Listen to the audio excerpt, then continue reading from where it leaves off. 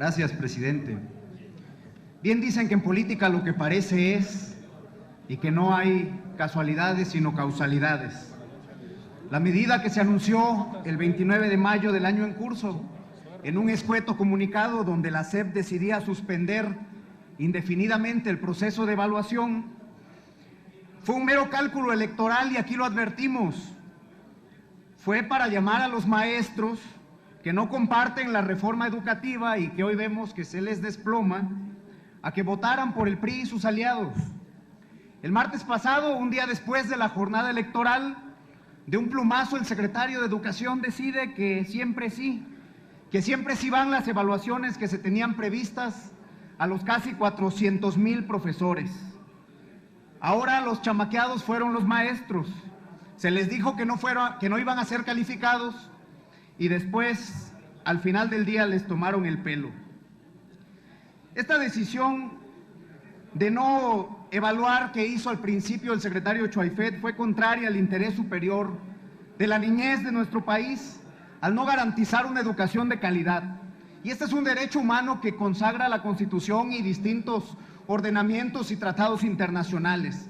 Pero además fue una invasión a la competencia del Instituto Nacional para la Evaluación de la Educación que vulneró flagrantemente su autonomía constitucional. Miren, es tal el grado de cinismo y de descaro de este gobierno federal para torcer la ley que este frenesí fue propicio de alguien que es incluso más severo en la práctica que lo era el Dracón teóricamente. Ya se ha dicho aquí dijo el secretario con voz engolada que los que estén en contra de la evaluación ofenden al presidente. Parece decirnos, no toquen a su Alteza Copetísima. No, señor secretario, tenemos que recordarle al secretario que es un ministro de Educación, que ocupa el escritorio de Vasconcelos, que en esa silla se sentaba Torres Bodet. Los ministros, nos dijo el rabí de Galilea, vienen a esta tierra a ministrar, es decir, a servir, no a servirse. Ya pasaron los tiempos en que los secretarios se decían, o los funcionarios de la vida pública y privada hacían profesión de fe como soldados del presidente.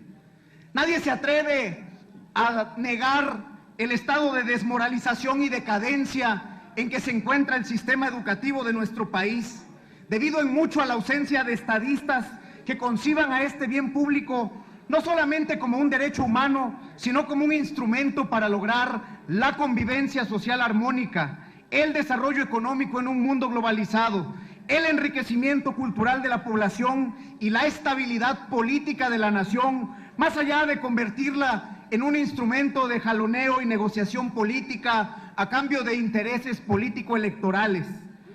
Nosotros consideramos en Movimiento Ciudadano inaplazable que comparezca el secretario de Educación Pública, pero también que los consejeros de la Junta de Gobierno del Instituto Nacional de Evaluación rindan cuentas sobre un tema tan importante como es la evaluación educativa. En esta administración ha sido norma que el cumplimiento de la ley aliente a quienes detentan el poder para constituirse en déspotas de hecho, que sustituyan el imperio de la ley por el de su omnímoda e incontrarrestable voluntad. Señoras y señores, necesitamos hacer una gran cruzada por la educación y por la cultura de este país. Este país no será grande si la educación de sus niños y de sus jóvenes sigue sin un rumbo claro. Si el secretario de Educación es como la chimoltrufia que un día dice una cosa y otro día dice otra. Necesitamos un secretario de Educación que mida resultados e instrumente planes y programas de educación claros, que respondan a las carencias de los educandos y a los tiempos en que vivimos.